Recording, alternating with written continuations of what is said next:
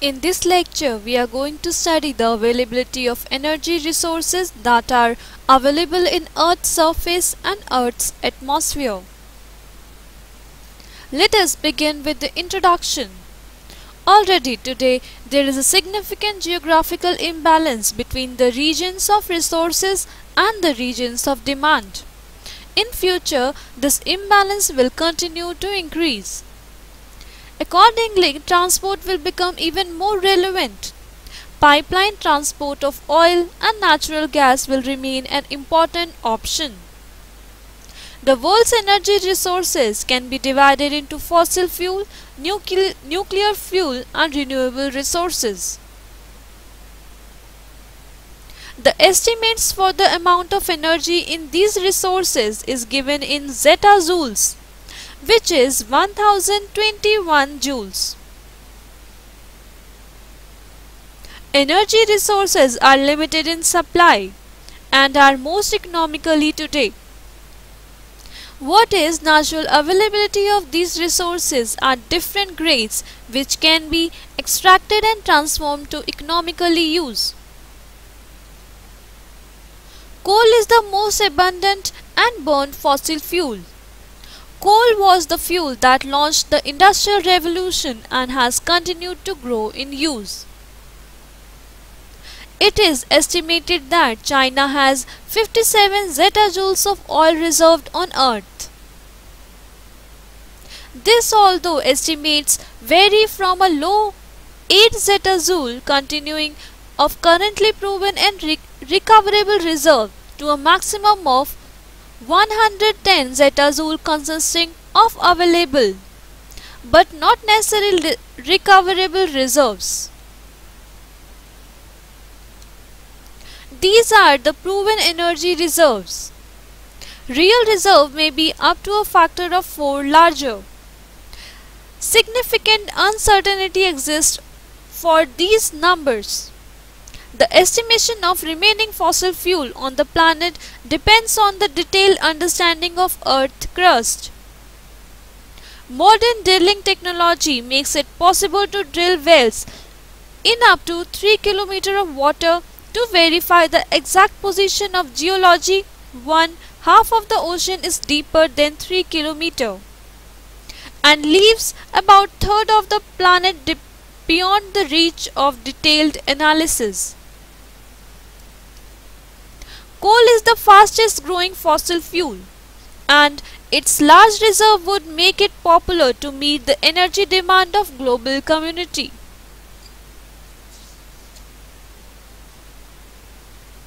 Next is oil.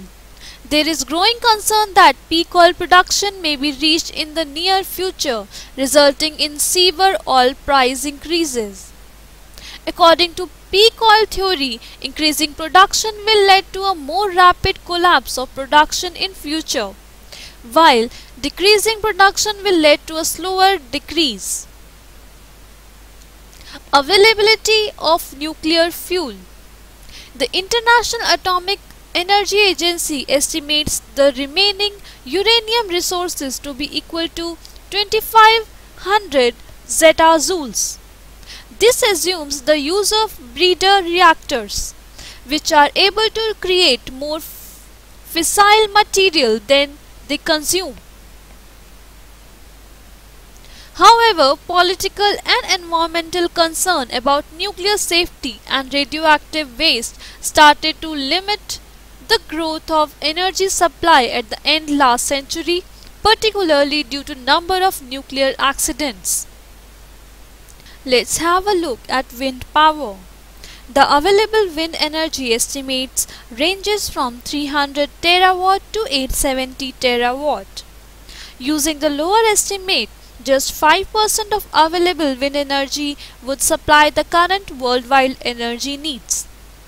Most of this wind energy is available over the open ocean. The oceans cover 71% of planet, and wind tends to blow more strongly over open water because there are fewer obstructions. Wave and tidal power. At the end of 2005, 0.3 gigawatt of electricity was produced by tidal power. Due to the tidal forces created by the moon, that is 68%, and by the sun, that is 32%, and the earth's relative rotation with respect to moon and sun, there are fluctuating tides. These tidal fluctuations result in dissipation of average rate of about 3.7 terawatt. Geothermal energy estimates of exploitable worldwide geothermal energy resources, which varies considerably. It depends on assumed investments in technology and exploration and guesses about geological formulations. According to a 1999 study, it was thought that this might about between 65 and 138 gigawatt of electrical generation capacity using enhanced technology. Other estimates ranges from 35 to 2000 gigawatt of electrical generation capacity, with a further potential for 140 joules per year of direct use. Biomass. Production of biomass and biofuels are growing industries as interest in sustainable fuel sources is growing. Utilizing waste products avoids a food versus fuel trade-off, and burning methane gas reduces greenhouse gas emissions.